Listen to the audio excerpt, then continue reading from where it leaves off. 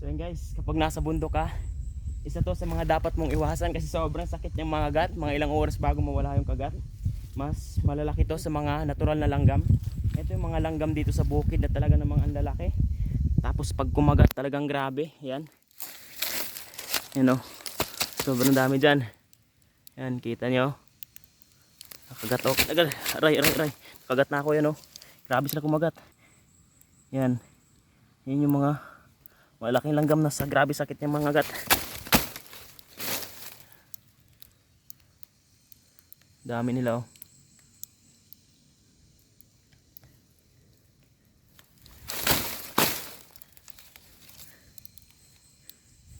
Yan, napakan natin kaya nakagat tayo kanina.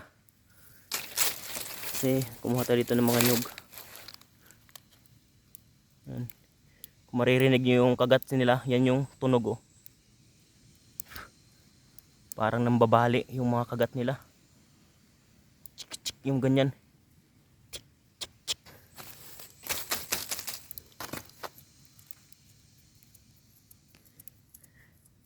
Siyempre mga taga probinsya dyan, pamilyar na to. Shout out sa inyo. Yan. Mga taong bukid, shout out sa inyo.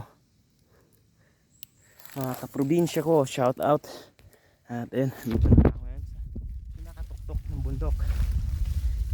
At grabe, sobrang ganda ng tanawin dito sa pinakatuktok ng bundok.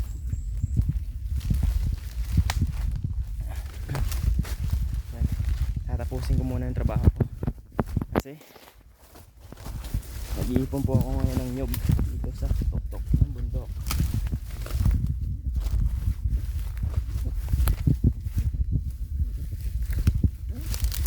Yan, mga ipon natin yung mga nyug. Ipon natin yan, itatapon sa pinakababa. So yan, bye bye. Balik na ulit ako sa trabaho. Yan, pinakatuktok na tayo ng bundok. Dito ako nag-iipon ng mga nyug ngayon. At ito na yung kapatagan ng bundok. Yan, ito na yung pinakatuktok talaga. Yun, may marang pa, kita nyo. Ayun, may marang doon.